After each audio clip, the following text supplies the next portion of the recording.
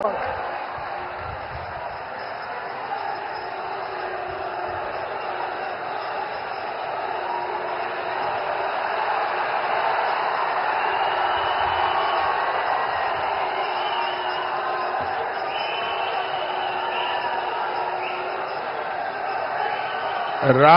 जनक,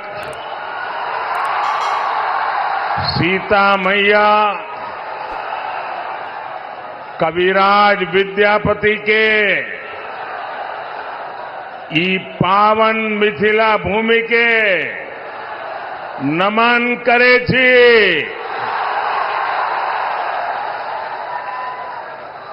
मैं दरभंगा की धरती से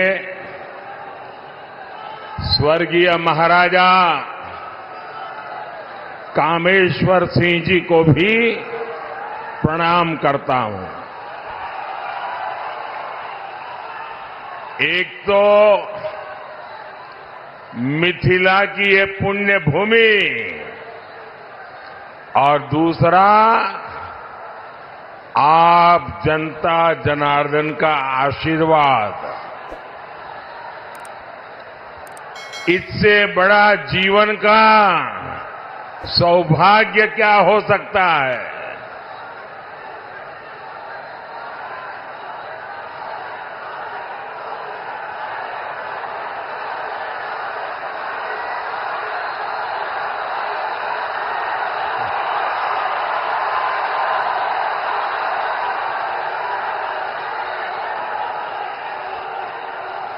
आप वो मोदी को कितना नचाओगे?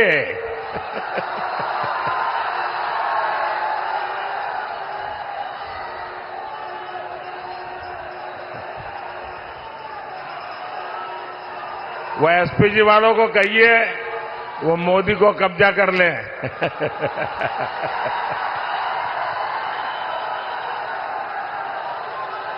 लेकिन बढ़िया बना के लाए हो आप।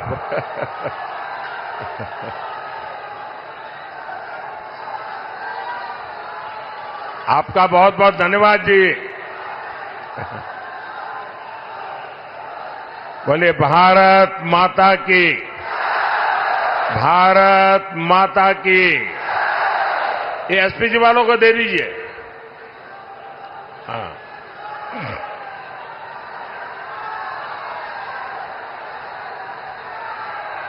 जय श्री राम, जय श्री राम। मैं आप सभी को अयोध्या में राम मंदिर के निर्माण की बहुत बहुत बधाई देता हूं।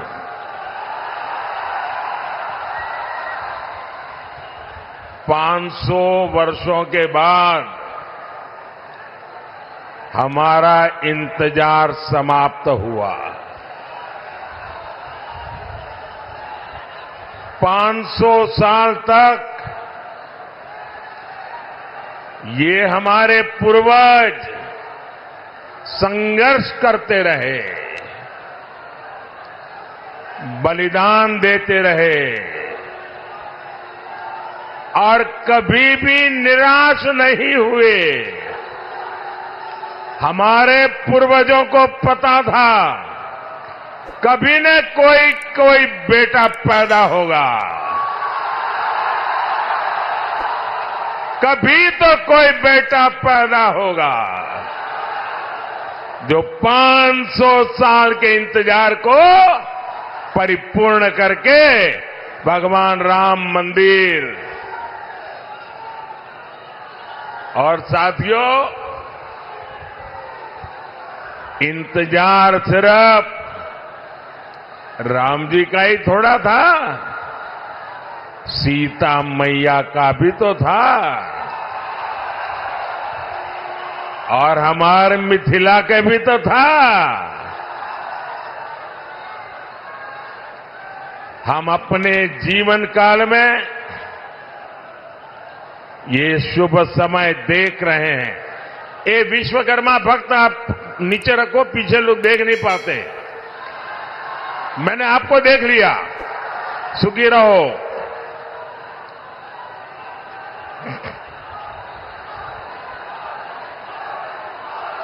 ये शुभ समय, ये हमारे लिए बहुत बड़ी बात है। साथियों, जब अयोध्या में रामलला की प्राण प्रतिष्ठा हो रही थी, तब मैंने कहा था कि अब भारत आने वाले 1000 साल का भविष्य लिखेगा। कई बार इतिहास की एकाध घटना भी कई शताब्दियों का भाग्य तय कर देती है।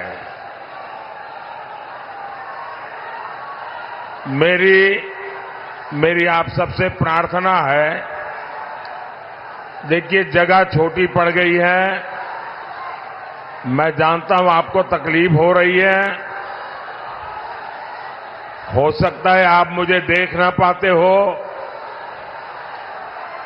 लेकिन उसके लिए हमें क्षमा करें। आराम से जहां है वहां खड़े रह करके मुझे सुनिए, और अगर आवाज कम करेंगे तो मुझे बोलने की सुविधा बढ़ेगी। तो आपके आशीर्वाद है मैं बोलना शुरू करूं? आप शांति रखोगे? आप इतने अच्छे लोग हैं। आज से 1000 साल पहले जब पश्चिम से भारत पर हमले होने शुरू हुए थे, तब किसी ने नहीं सोचा था कि भारत 1000 साल की गुलामी में गिर जाएगा। जो बिहार देश को दिशा दिखाता था, वो ऐसे संकटों से घिरा कि सब कुछ तबाह हो गया। लेकिन साथियों, भारत के भाग्य ने आज एक बार फिर करवट ली है। बिहार के भाग्य ने एक बार फिर करवट ली है। 21वीं सदी में ये कालखंड ऐसा आया है जब भारत फिर से अपनी सारी बेड़ियां तोड़कर उठ खड़ा हुआ है। आज भारत की दुनिया में जो साख है ना, वो नई ऊंचाई पर है। आज भारत चांद पर पहुंच गया है, जहां कोई नहीं पहुंचा। 10 साल पहले हम दुनिया की 11वें नंबर की अर्थव्यवस्था थे। सिर्फ 10 साल में हम दुनिया की 5वें नंबर की अर्थव्यवस्था बन चुके हैं।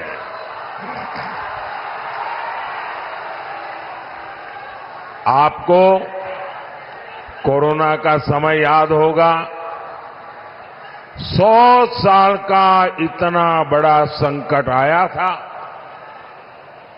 पूरी दुनिया सोचती थी भारत तो गया, भारत तो बर्बाद हो जाएगा, दुनिया भी बर्बाद करेगा। सब सोच रहे थे कि अब क्या होगा। लेकिन उस समय भारत ने दिखाया कि भारत का सामर्थ्य क्या होता है।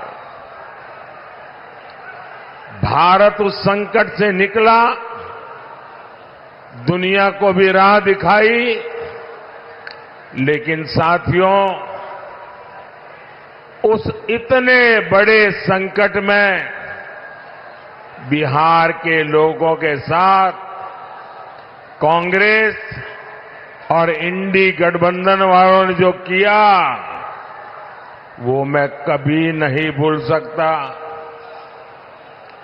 दिल्ली में इंडी गठबंधन की सरकार थी, महाराष्ट्र में इंडी गठबंधन की सरकार थी, और इन लोगों ने बिहार के लोगों को उस संकट काल में वहां से साजिश करके भगा दिया, वापस भेज दिया था।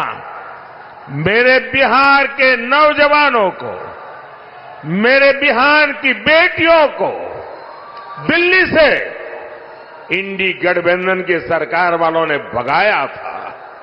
महाराष्ट्र से इंडी गठबंधन वालों ने, सरकार ने भगाया था।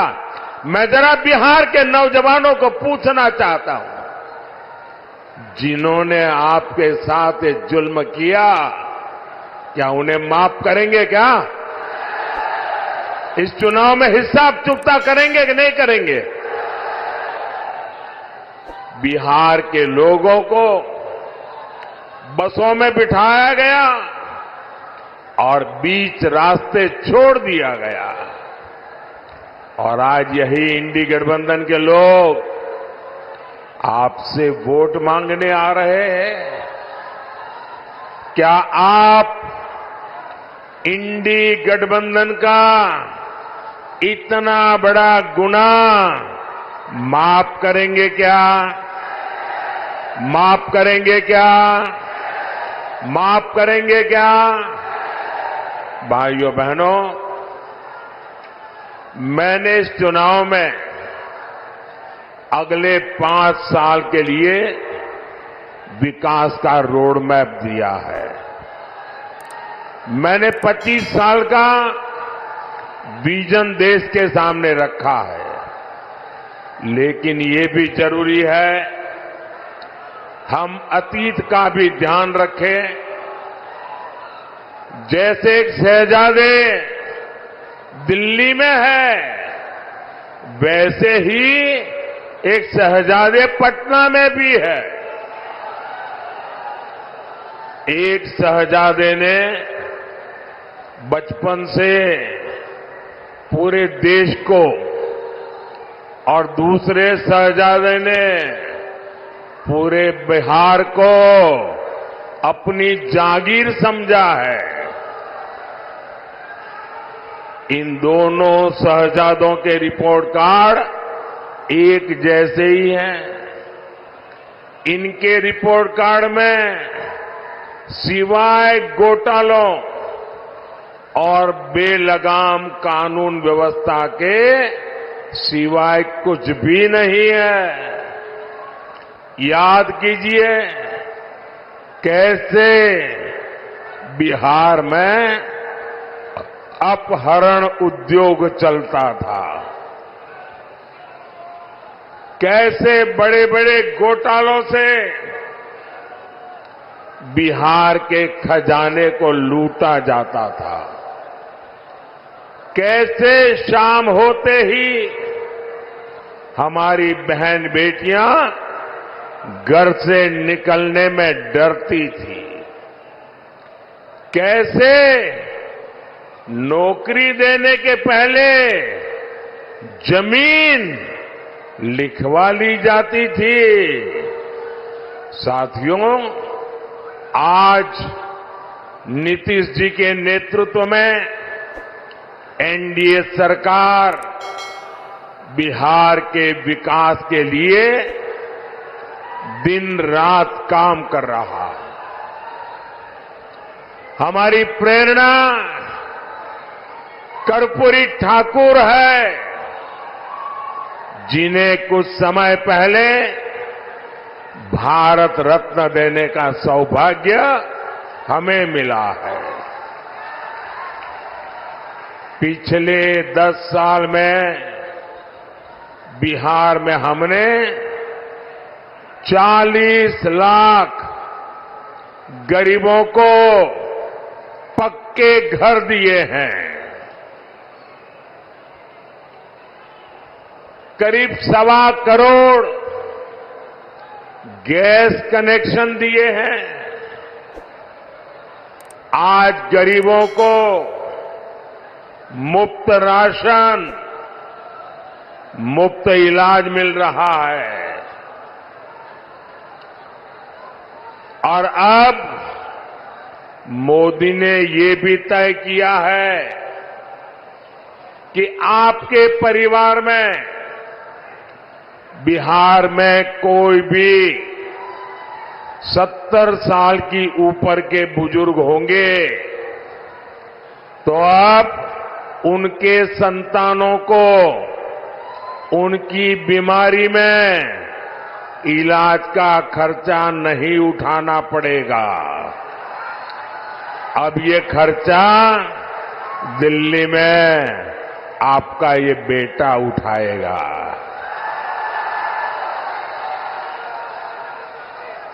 70 साल के ऊपर के हर बुजुर्ग को 5 लाख रुपए तक मुफ्त इलाज मिलेगा। मेरे बिहार के साथियों, मेरे दरभंगा के साथियों, मेरा एक काम करोगे? जरा हाथ ऊपर करके बताइए, करोगे? पक्का करोगे? देखिए, काम करना। जब आए भी इन दिनों गांव-गांव जाते होंगे, मोहल्ले में जाते होंगे, छोटी छोटी बस्तियों में जाते होंगे, अगर वहां पर कोई परिवार ऐसे आपके ध्यान में आ जाए जिनको अभी पक्का घर मिलना बाकी है, गैस का कनेक्शन मिलना बाकी है, नल से जल का कनेक्शन बाकी है, आयुष्मान का कार्ड नहीं पहुंचा है, तो उनको कह देना कि मोदी जी की गारंटी है 4 जून के बाद, नई सरकार बनने के बाद हम 3 करोड़ नए घर बनाने वाले हैं। तो आप मेरी तरफ से उन सब परिवारों को गारंटी दे देना, मेरे लिए तो आप ही मोदी है।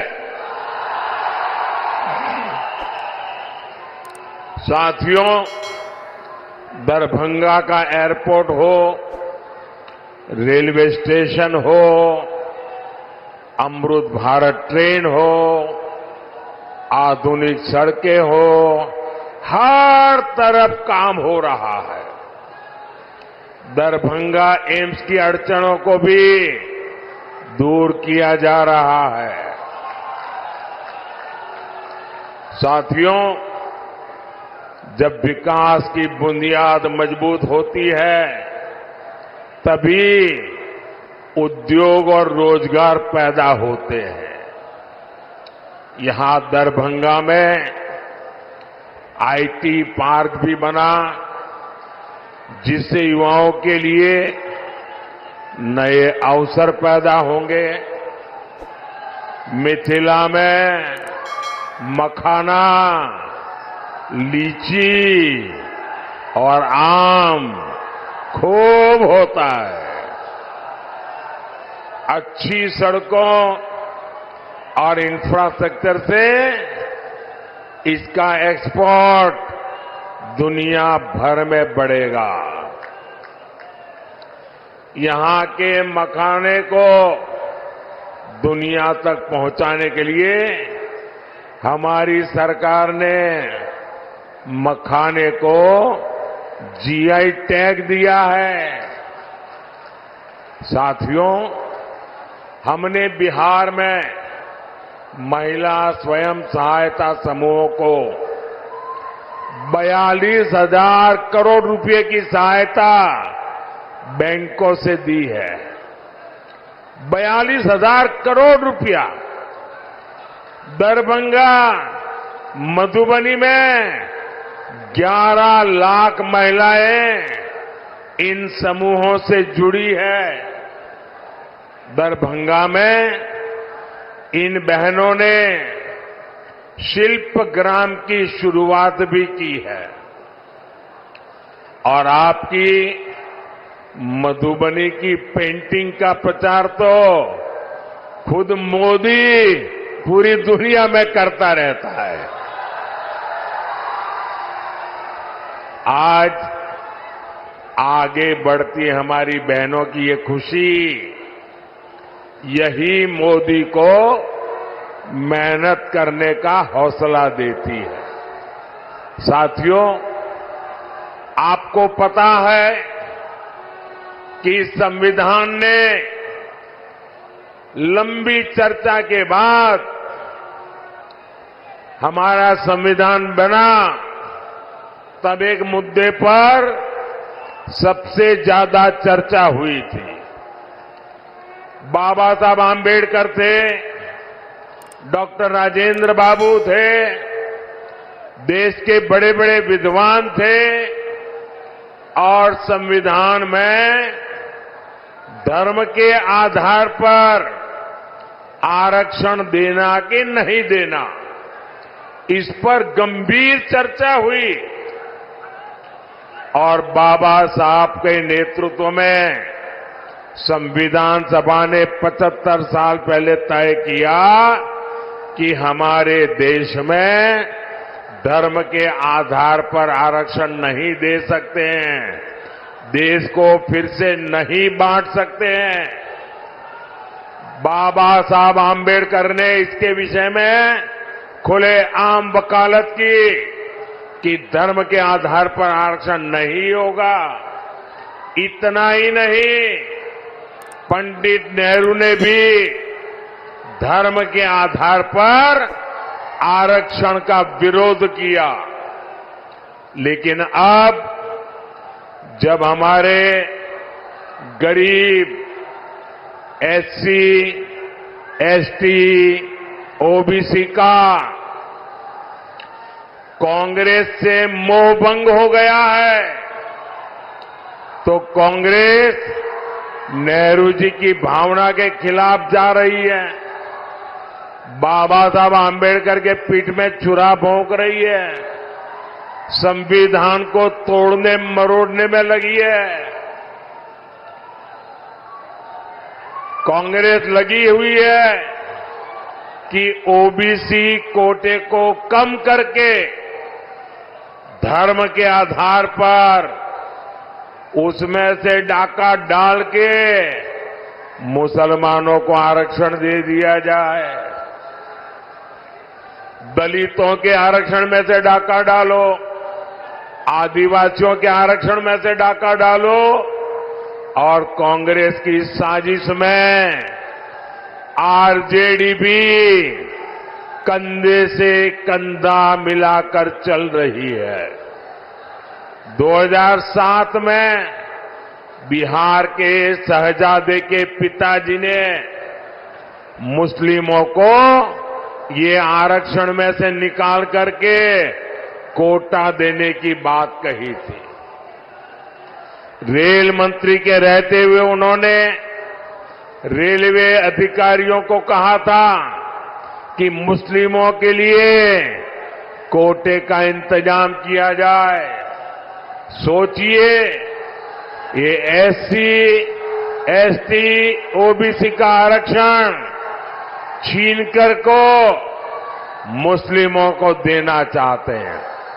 आप मुझे बताइए, धर्म के आधार पर ओबीसी, एससी, एसटी आरक्षण अगर कटेगा तो यादव, कुर्मी, इन समाज का हक भी बचेगा क्या? सब कुछ खत्म हो जाएगा।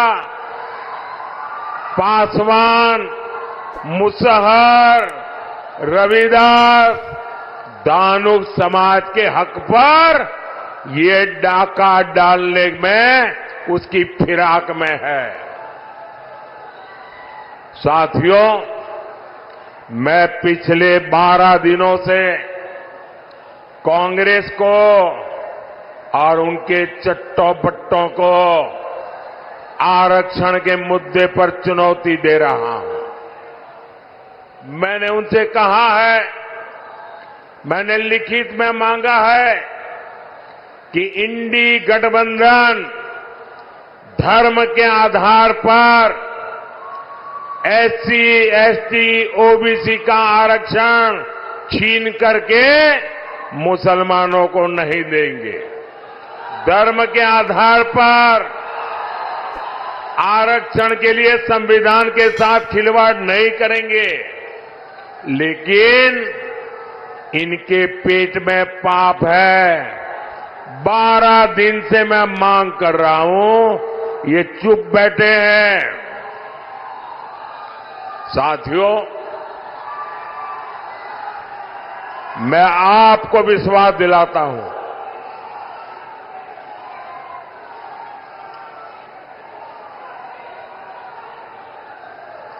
मैं आपको विश्वास दिलाता हूं, जब तक मोदी जिंदा है,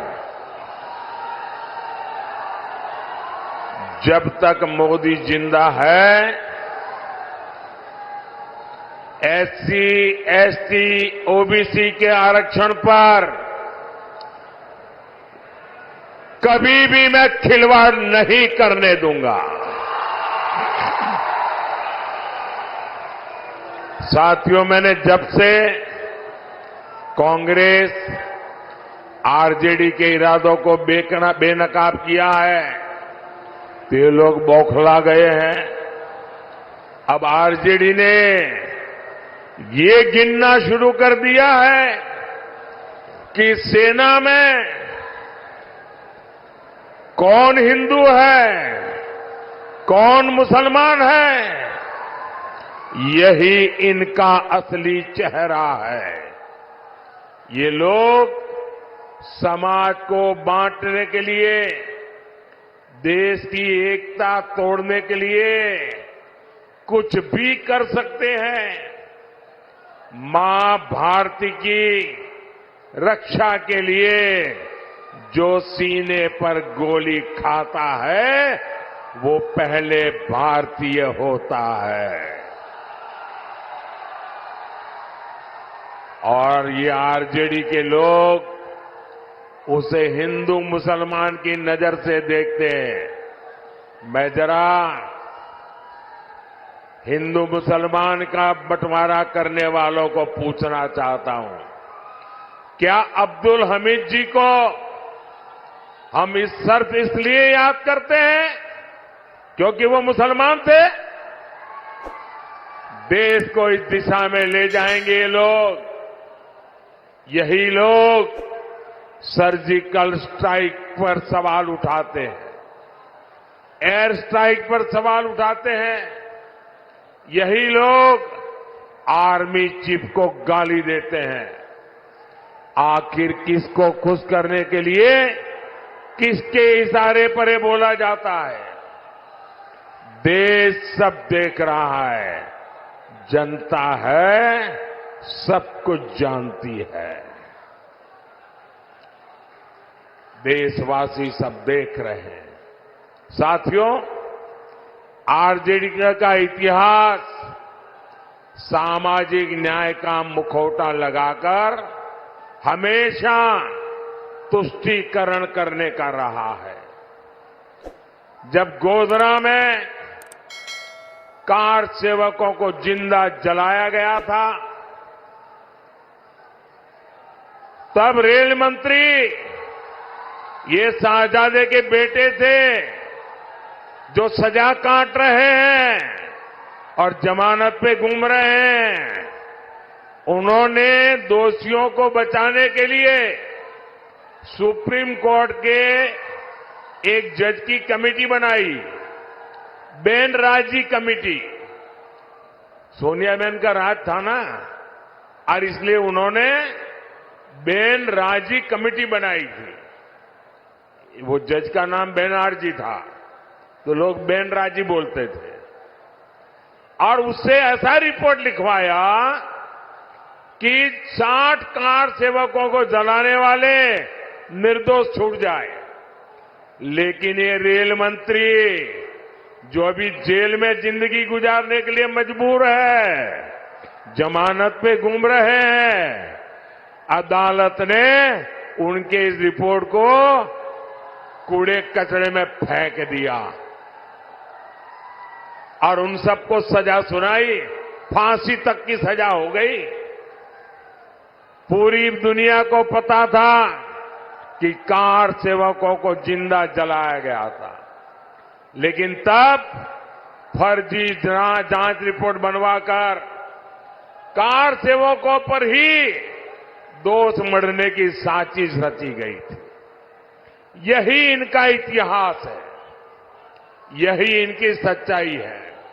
साथियों, हमें बिहार को लालटेन के दौर में वापिस नहीं जाने देना है। अभी आपको पता होगा, ये शहजादे दिल्ली वाले एक नई बात लेके आए हैं। आप मुझे बताइए भाइयों बहनों, हमारे परिवार में जो माता पिता होते हैं वो मेहनत करके कुछ न कुछ बचत करते हैं कि नहीं करते हैं? कुछ न कुछ बचाते हैं। उनके मन में रहता है कि एक छोटा सा घर बना दूं, बच्चों को काम आ जाएगा। एक छोटी सी गाड़ी ला दूं, बच्चों को काम आएगी। खेत खरीद के रखो, बच्चों को काम आएगा। हर मां बाप के मन में ये इच्छा रहती है कि वो अपने मरने के बाद बच्चों को कुछ न कुछ देकर के जाए। हर मां बाप की इच्छा रहती है। अब एक कांग्रेस ऐसा कानून बनाना चाहती है कि दिल्ली में उनकी सरकार बनेगी तो आपके मां बाप ने जो कमाया है वो अब आपको नहीं मिलेगा। आपके पिताजी अपना 10 एकड़ का खेत होगा तो आपको नहीं दे पाएंगे। 2 घर है तो नहीं दे पाएंगे। आधा ये इनकी सरकार छीन लेगी। 55% विरासत पर टैक्स लगाने का ये फतवा लेकर के आना चाहते हैं। क्या आपकी मेहनत की कमाई किसी सरकार को लूटने देंगे? किसी सरकार को लूटने देंगे? ये कांग्रेस वालों को लूटने देंगे? ये आरजेडी वालों को लूटने देंगे? और इसलिए भाइयों बहनों, आपका भविष्य बचाने के लिए, आपके बच्चों का भविष्य बनाने के लिए 7 मई को जंजारपुर में जेडीयू से प्रत्याशी श्री रामप्रीत मंडल जी आए हैं। 13 मई को दरभंगा में बीजेपी से श्री गोपाल ठाकुर जी और समस्तीपुर से एलजेपी की हमारी बेटी श्रीमती सांभवी चौधरी जी, पूरे हिंदुस्तान की सबसे छोटी उम्र की बेटी चुनाव लड़ रही है। आप सब आशीर्वाद दीजिए, ये हमारी बेटी तो जीतनी ही चाहिए। 20 मई को मधुबनी में बीजेपी के श्री अशोक कुमार यादव जी को, ये हमारे इन सभी साथियों को भारी संख्या में वोट दीजिए। और जब आप उनको वोट देंगे ना, तो ये वोट सीधा सीधा मोदी के खाते में जाएगा। मोदी को मजबूती मिलेगी और मोदी मजबूती से आपकी 5 साल और सेवा करेगा। तो घर घर जाएंगे, ज्यादा से ज्यादा मतदान करवाएंगे। पहले मतदान फिर जलपान, ये पक्का करेंगे। अच्छा, मेरा एक काम करेंगे, जरा हाथ ऊपर करके बताइए, करेंगे? मेरा काम करेंगे। यहां से जाने के बाद हर घर जाना, घर घर जाकर के कहना कि अपने मोदी जी दरभंगा आए थे और मोदी जी ने आपको प्रणाम कहा है। मेरा प्रणाम पहुंचाएंगे, घर घर मेरा प्रणाम पहुंचाएंगे। बोलिए भारत माता की, भारत माता की, भारत माता की। बहुत बहुत धन्यवाद।